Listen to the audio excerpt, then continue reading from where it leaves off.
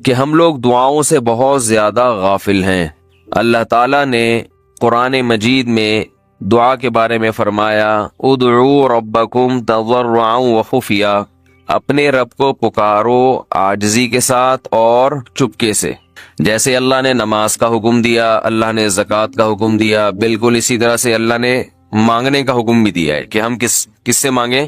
اللہ سے مانگیں، اور مانگیں یعنی اللہ کے علاوہ کسی اور سے نہیں مانگیں، اور اللہ سے بھی باقاعدہ مانگیں، مانگنے کا عمل جاری رکھیں۔ آج جہاں باقی عبادتوں میں سستی ہو رہی ہے، دعاؤں میں بھی لوگ پیچھے چلے جا رہے ہیں، مانگتے ہی نہیں ہیں، اور مانگتے ہیں تو پتہ نہیں کس اسٹائل سے مانگتے ہیں، توجہ نہیں ہوتی۔ اجتماعی دعاؤں پر زیادہ زور ہے، انفرادی پر زور نہیں ہے۔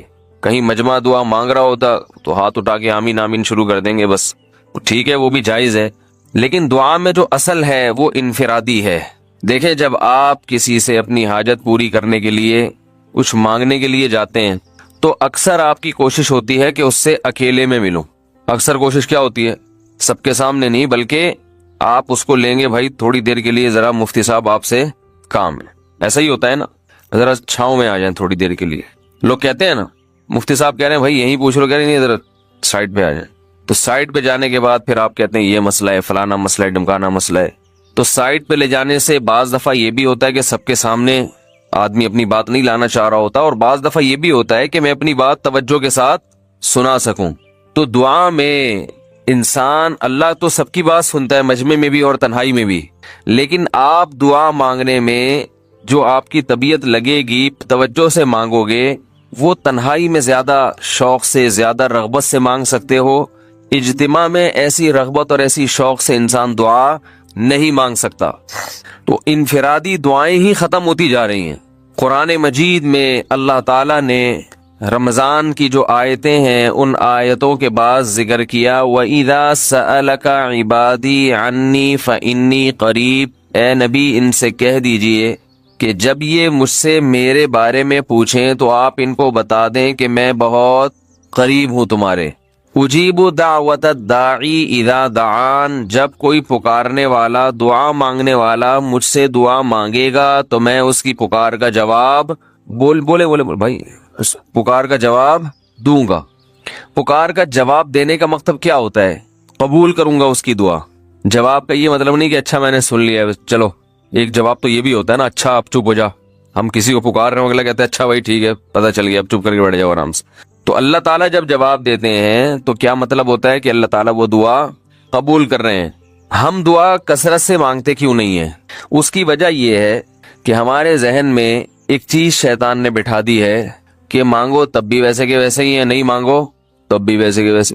وہ فلاں آدمی تو نہیں مانگتا، وہ تو پھر بھی اس کی تنخواہ اچھی مل رہی ہے، اور میں تو کئی سالوں سے دعائیں مانگ رہا ہوں، اے اللہ میری تنخواہ ڈبل نہیں کر سکتا تو کم از کم 50% ہی بڑھا دے، تو میں تو وہیں کا وہیں ہوں، میری تنخواہ میں تو کوئی اضافہ ہو نہیں رہا۔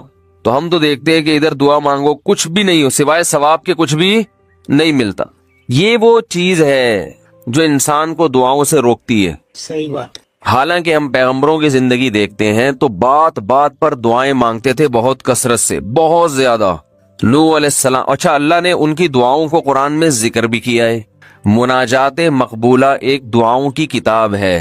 حضرت مولانا اشرف علی تھانوی رحمہ اللہ تعالی نے قرآن اور حدیث کی دعاؤں کو ایک چھوٹی سی کتاب میں جمع کر کے ایک ہفتے پہ ڈیوائیڈ کر دیا ہے اس کو، کہ آپ روزانہ ان میں سے ایک حصہ پڑھیں گے تو پورا ہفتے میں وہ تقریباً تمام دعائیں کور ہو جائیں گی جو قرآن و سنت میں بیان کی گئی ہیں۔ وہ کتاب ضرور خریدیں، رکھیں اپنے پاس، مناجات مقبولہ کے نام سے۔ تو ہم دعا کیوں نہیں مانگتے؟ مسئلہ ہمارے ساتھ یہ ہے کہ ہم کہتے ہیں کہ جو مانگتا ہے وہ بھی وہینچ کا وہینچ، اور جو نہیں مانگتا ہے وہ بھی کوئی سرخاب کے پر تو لگ نہیں جاتے کوئی مانگ رہا ہو تو۔ یہ وہ مسئلہ ہے جس کی وجہ سے لوگ دعائیں مانگنے میں بخل سے کام لیتے ہیں، جبکہ پیغمبر کثرت سے دعائیں مانگا کرتے تھے، بہت زیادہ۔